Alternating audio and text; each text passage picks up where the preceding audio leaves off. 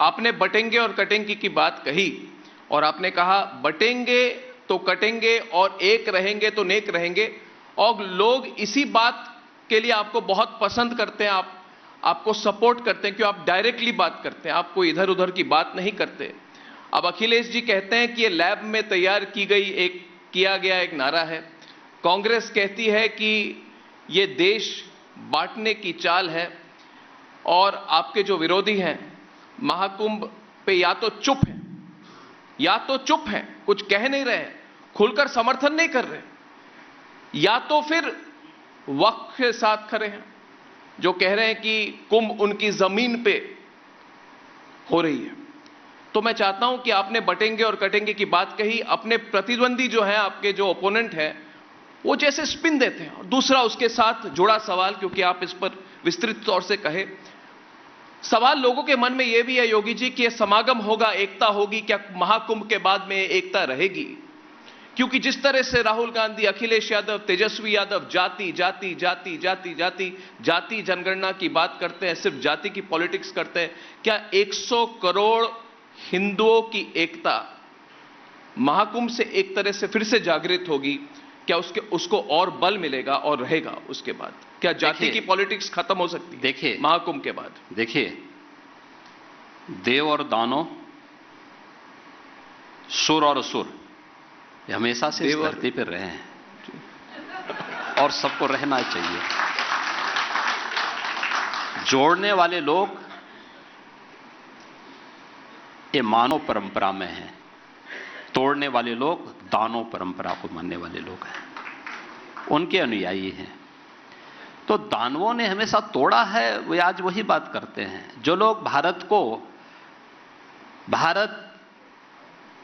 को discovery of India से भारत को देखना चाहते हैं जी, जिनका नजरिया वह है जी, वे भारत को नहीं समझ पाएंगे, वे नहीं समझ पाएंगे। जो अपने को एक्सीडेंटल कहते हैं वे भारत को नहीं समझ पाएंगे। भारत को वही समझ पाएगा जो भारत की इस आध्यात्मिक परंपरा को,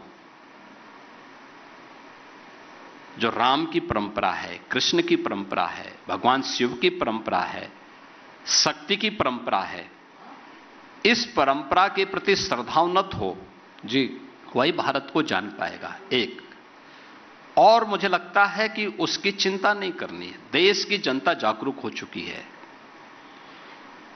एक्सपोज हो चुके हैं लोग, इनको इससे ज्यादा नंगा करने की आवश्यकता नहीं है। क्योंकि हमें तो कभी कभी डर लगता है कि कहीं इससे ज्यादा इनको और एक्सपोज करें तो कहां ये मोती खाने लायक बचेंगे, कहीं नहीं बचेंगे। एक दूसरी स्थिति है, जहां तक आपने वक्फ की बात की है जी, मैं तो कभी कभी आश्चर्य होता है, ये वक्फ बोर्ड है या कोई माफियाओं का बोर्ड है, भू माफियाओं का बोर्ड बन गया है। अरे याद रखना, एक एक इंच लैंड लेंगे, एक और हमने उत्तर प्रदेश वक्फ अधिनियम में संशोधन किया है। पूरी 1369 फसली से लेकर के अब तक की एक एक राजस्व के अभिलेख की जांच करवा रहे हैं, और जिसको भी वक्फ के नाम पे कब्जा किया होगा उस एक एक इंच लैंड को लेकर के वापस करेंगे और गरीबों के मकान बनाएंगे, सार्वजनिक संस्थाएं, अस्पताल बनाएंगे, अच्छे शिक्षण संस्थान बनाएंगे। और कुंभ में दावेदारी करने वाले लोग जी, अपनी गनीमत देखो, अपनी खाल बचा लें तो गनीमत होगी उनके लिए। वो कहते हैं, सवाल मेरा है, वो कहते हैं कि ये हमारी धार्मिक अधिकार, हमारी धार्मिक अधिकार हमसे कैसे खींची जा सकती? जब इनका बीज नहीं फूटा था, हमारी कुंभ की परंपरा उससे पहले से।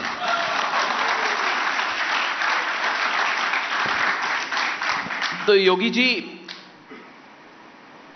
इस बार सनातन बोर्ड की बात भी आई है। कई लोग कहते हैं कि अगर वक्फ बोर्ड है तो सनातन बोर्ड भी होनी चाहिए, इस पर भी बहस होनी चाहिए, इस पर भी काम होना चाहिए। सवाल मेरा आपसे यह है, इस पर आपकी क्या राय है? देखिए, और इस पर महाकुंभ में चर्चा भी होगी। देखिए जी, मैंने कहा ना, हमारा सनातन धर्म की ऊंचाई आकाश से भी ऊंचा है। इसकी गहराई समुद्र से भी नीचे तक है। इसकी तुलना किसी मत और मजहब से नहीं करनी चाहिए, कतई नहीं। मैंने कहा ना, वक्फ के नाम पर भूमाफिया के रूप में काम करने वाले उन लोगों से हम अपनी तुलना न करें। हमारा सनातन धर्म बहुत बड़ा है जी, बहुत बड़ा है। हमें उस विराटता का परिचय देना होगा। हां, सजग रहना होगा फूट डालने वाले उन तत्वों को जो हमारी विरासत को नुकसान पहुंचाने का काम कर रहे हैं। और जहां तक आपने समाजवादी पार्टी के बबुआ की बात की है, मैं बताना चाहूंगा, ये लोहिया जी के नाम पे राजनीति करते हैं। कभी डॉक्टर लोहिया को पढ़े तो उन्होंने कहा था कि अगर भारत को समझना हो तो दो बातों को याद रखना। एक, सच्चा समाजवादी वह है जो संपत्ति और संतति से दूर रहे। इनका उदाहरण आप देख सकते हैं। और दूसरा, उन्होंने कहा भारत को अगर समझना हो तो राम, कृष्ण और शंकर, इन तीनों को पढ़ो, तीनों का अनुसरण करो। भगवान राम उत्तर से दक्षिण, भगवान श्री कृष्ण पूरब से पश्चिम को जोड़ने वाले, और 12 ज्योतिर्लिंग के माध्यम से संपूर्ण भारत को जोड़ने वाले ये तीन आराध्य देव जिस परंपरा में हो उसको कोई बाल बांका नहीं कर सकता। ये डॉक्टर लोहिया की बात है। तो कम से कम लोहिया को पढ़ें। तो अगर लोहिया को पढ़ेंगे तो मुस्लिम परस्ती से बच पाएंगे और आने वाली पीढ़ी को अच्छा कुछ बता पाएंगे। जिन्होंने केवल एक ही बात सोची है, एक ही बात जानी है, उन लोगों से क्या उम्मीद कर सकते। मगर जो हिंदू नेता हैं जो अब तक रामलला के दर्शन नहीं कर गए, अभी तक देखिए हमारे नेता हैं जो रामलला के दर्शन करने नहीं गए, ये क्यों नहीं गए? और क्या वो लोग अब कुंभ की सिग्निफिकेंस को समझ पाएंगे? देखिए, हमारे यहां बाध्यकारी नहीं है, यही तो हमारी महानता है। हम बाध्य नहीं करते कि आप दर्शन करें ना करें, आपकी मर्जी है। भाई, जो जाएगा पुण्य का भागीदार बनेगा, जो नहीं जाएगा अपने कर्मों की सजा भुगतेगा। जाने दो सबको, उनकी मर्जी पर छोड़ देना चाहिए। और मुझे लगता है इतनी स्वतंत्रता सनातन धर्म ही दे सकता है, दुनिया के अंदर कोई मत और मजहब नहीं दे सकता। मगर वो अब तक रामलला के दर्शन करने क्यों नहीं गए? क्योंकि नैतिक रूप से इतना साहस ही नहीं है। नैतिक रूप से साहस नहीं है, एकदम नहीं है। इन्होंने अयोध्या के साथ क्या व्यवहार किया था? अयोध्या को विकास से वंचित किया जी, अयोध्या को उसके अधिकार से वंचित किया, अयोध्या को उसकी विरासत से वंचित किया। तो ये तो विरासत के तो विरोधी हैं ही, विकास के भी विरोधी हैं। जिन्होंने अयोध्या के वासियों के साथ सौतेला व्यवहार किया है, उनको नैतिक रूप से अयोध्या जाने का कोई अधिकार नहीं। जो नैतिक रूप से परिपक्व होगा वही अयोध्या जा पाएगा। योगी जी, आपको याद होगा, और जब मैं आपसे मिलता हूं मैं थोड़ी सी लिबर्टी लेता हूं, खुलकर बात पूछ लेता हूं।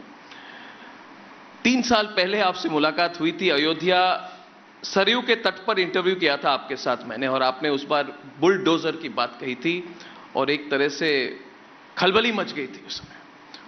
और मुझे भी तब पता नहीं था कि बुलडोजर शब्द से इतनी खलबली मचती है, मगर एक तरह से लगा कि इलेक्ट्रिसिटी आ गई ऑडियंस में, मुझे नहीं पता था। उस दिन मैंने देखा तो सरयू तट पर जब इंटरव्यू किया था, आपने बुलडोजर पर खुलकर बात की थी। और योगी जी, मैं आपके करियर, आपके पर्सनैलिटी और आप जो बात कहते हैं उसको बहुत क्लोजली फॉलो करता हूं। मुझे नहीं लगता कि आप ऐसे ही बोल देते हैं। लोग कहते हैं Yogi ji spur of the moment में बोलते हैं, मैं कहता हूं कि योगी जी हर वक्त सोच के बोलते हैं। जैसे विधानसभा के अंदर जब आपने कहा कि माफिया को मिट्टी में मिला देंगे, तब आपने किया भी, और जो आप कहते हैं आप करते भी हैं। आप डायरेक्टली बात करते हैं और डायरेक्टली करते भी हैं। और फिर आपने कहा बटेंगे तो कटेंगे, नेक रहेंगे, एक रहेंगे तो नेक रहेंगे। आपको क्लोजली फॉलो करता हूं। आपने संभल की बात की, मैंने भी संभल में कई सारे रिपोर्टर भेजे थे। आपका पूरा अप्रोच है हिंदू एकता, राष्ट्रीय एकता। और मेरा इशारा नहीं, मेरा सवाल संभल को लेकर है। और ये सवाल बहुत लोगों के मन में है योगी जी, सिर्फ मेरे मन में नहीं है, क्योंकि संभल में जो हुआ विधानसभा चुनाव, जो उपचुनाव हुए थे उसके एक दिन बाद हुआ। और सवाल मेरा यह है कि जो संभल में हुआ वो न्यायिक व्यवस्था को रोकने की कोशिश थी या फिर योगी आदित्यनाथ को रोकने की कोशिश थी, जिन्हें एक दिन पहले उपचुनाव में बहुत बड़ी जीत हासिल हुई थी? क्या न्यायिक व्यवस्था को रोकने की कोशिश थी योगी जी, या आपको रोकने की कोशिश थी? देखिए, क्या आपके पार्टी को रोकने की कोशिश थी? देखिए, एक चीज हम बात नोट करें जी। जो लोग देश के अंदर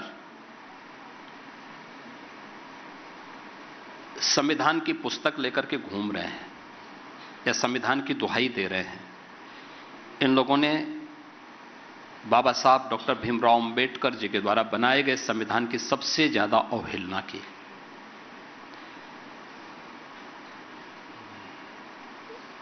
बाबा साहब